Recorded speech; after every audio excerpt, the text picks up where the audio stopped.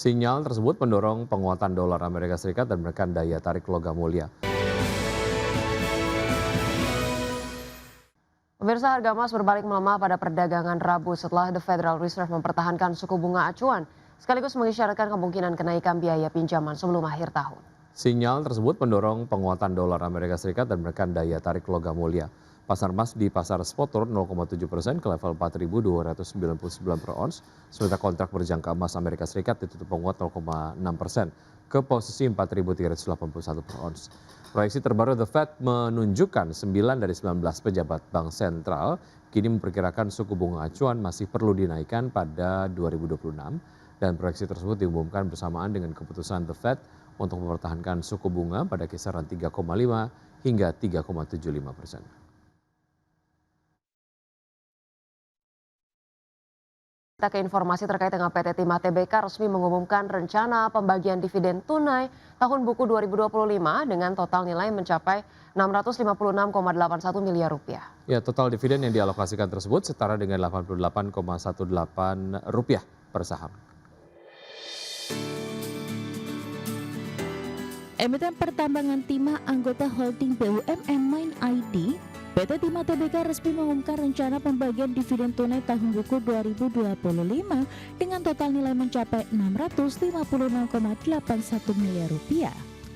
Keputusan itu diambil setelah Persero mengantongi persetujuan dalam rapat umum pemegang saham tahunan yang digelar pada tanggal 12 Juni 2026. Total dividen yang dialokasikan tersebut setara dengan Rp88,18 per saham.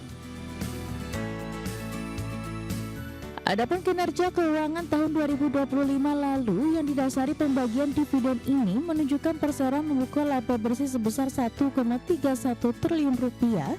Dengan demikian rasio pembayaran dividen mencapai sekitar 50% dari total laba bersih tahun buku 2025. Berdasarkan jadwal tanggal kum dividen yakni hari terakhir perdagangan saham yang berhak mendapatkan dividen di pasar reguler dan pasar negosiasi jatuh pada 23 Juni 2026. Sementara itu tanggal ex dividen pada tanggal 24 Juni 2026. Bagi investor di pasar tunai, Persero menetapkan tanggal kum dividen pada tanggal 25 Juni 2026.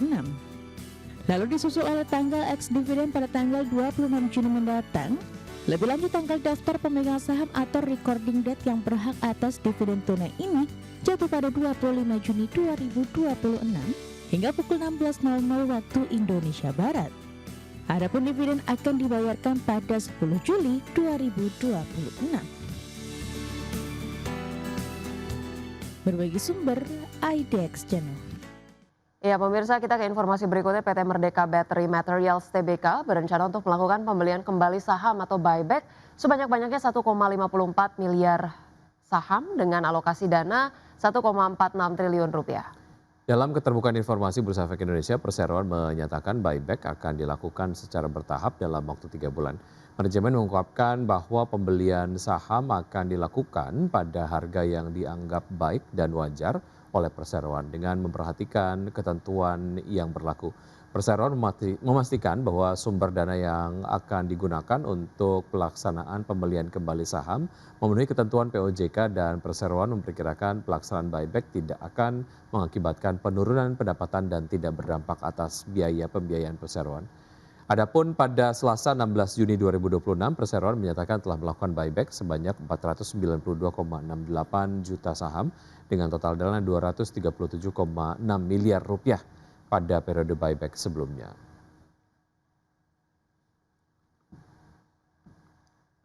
Ya, meski suku bunga acuan Bank Indonesia masih bertahan di level 5,5%, PT Surya Semesta Internusa atau SSIA tetap optimistis mampu menjaga kinerja bisnisnya sepanjang tahun 2026. Ya, penjualan lahan industri yang didorong minat investor asing menjadi penopang utama pertumbuhan perseroan. Meski suku bunga acuan Bank Indonesia masih bertahan di level 5,5%, PT Surya Semesta Internusa atau SSIA tetap optimistis mampu menjaga kinerja bisnisnya sepanjang tahun 2026. Penjualan lahan industri yang didorong minat investor asing menjadi penopang utama pertumbuhan perseroan. Manajemen SSIA menilai tingginya suku bunga domestik belum menjadi hambatan utama bagi bisnis kawasan industri yang dikelolanya. Mayoritas tenan yang masuk berasal dari luar Indonesia sehingga kebijakan suku bunga dalam negeri tidak terlalu mempengaruhi keputusan investasi mereka. Meski demikian, Persero memperkirakan tenan dari sektor consumer akan lebih terbatas seiring kekhawatiran terhadap pelemahan daya beli masyarakat. SSIA menyebut kawasan industri Subang Smartpolitan masih menjadi penggerak utama pertumbuhan bisnis pada tahun ini. Permintaan masih didominasi investor asal Asia dengan beragam sektor usaha yang melihat Indonesia sebagai pasar menarik. Hingga kuartal pertama 2026, penjualan pemasaran lahan industri mencapai 8,2 hektar senilai 169,1 miliar rupiah, naik 105% dibandingkan periode yang sama tahun lalu. Dari sisi kinerja keuangan, SSIA membukukan pendapatan usaha sebesar 1,44 triliun rupiah pada kuartal pertama 2026, meningkat 35% secara tahunan. Persero juga berhasil mencatat laba bersih 89,01 miliar rupiah setelah pada periode yang sama tahun sebelumnya masih membukukan rugi bersih.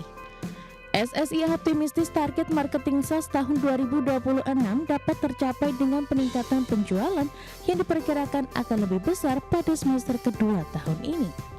Berbagai sumber, IDX Channel. Ya, pemirsa, Otoritas Jasa Keuangan meminta pelaku pasar tidak panik menjelang pengumuman hasil market accessibility review oleh MSCI yang dijadwalkan pada 19 Juni 2026. Ya, OJK menilai peninjauan merupakan agenda rutin yang dilakukan penyedia indeks global tersebut terhadap berbagai pasar modal di dunia dan bukan hanya di Indonesia.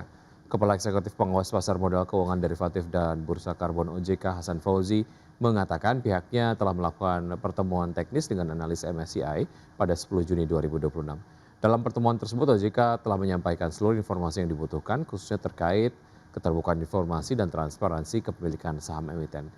Yang menjelaskan bahwa pada 19 Juni mendatang MSCI akan mengumumkan hasil peninjauan terkait dengan market accessibility, sedangkan pada 23 Juni akan diumumkan hasil market classification review yang juga mencakup pasar modal Indonesia bersama sejumlah bursa lain di dunia.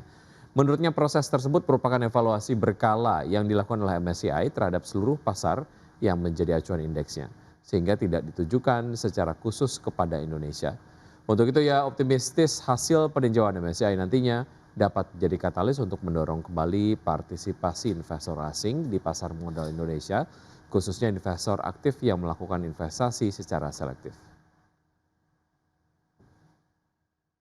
Bank Indonesia diperkirakan akan mempertahankan suku bunga acuan atau BI rate di level 5,5% dalam rapat Dewan Gubernur yang berlangsung pada 17 hingga 18 Juni 2026. Ya, stabilitas nilai tukar rupiah yang mulai membaik dinilai mengurangi urgensi bagi Bank Sentral untuk kembali menaikkan suku bunga dalam waktu dekat. Kepala Ekonom Bank Permata Joshua Pardede mengatakan Bank Indonesia kemungkinan akan memilih menahan suku bunga sambil menunggu dampak dari kenaikan suku bunga sebelumnya terhadap stabilitas nilai tukar, arus modal dan inflasi. Menurutnya Bank Indonesia telah mengambil langkah agresif dengan menaikkan suku bunga acuan sebesar total 75 basis poin dalam beberapa waktu terakhir untuk menahan pelemahan rupiah, menarik kembali aliran modal asing, serta menjaga ekspektasi inflasi tetap berada dalam sasaran 2,5 plus minus 1%. Adapun sebelumnya pada RDG Mei 2026, Bank Indonesia menaikkan BI rate sebesar 50 basis poin menjadi 5,25%. Selanjutnya dalam RDG mingguan, Bank Indonesia pada 9 Juni 2026, Bank Sentral kembali menaikkan suku bunga acuan sebesar 25 basis poin menjadi 5,5%.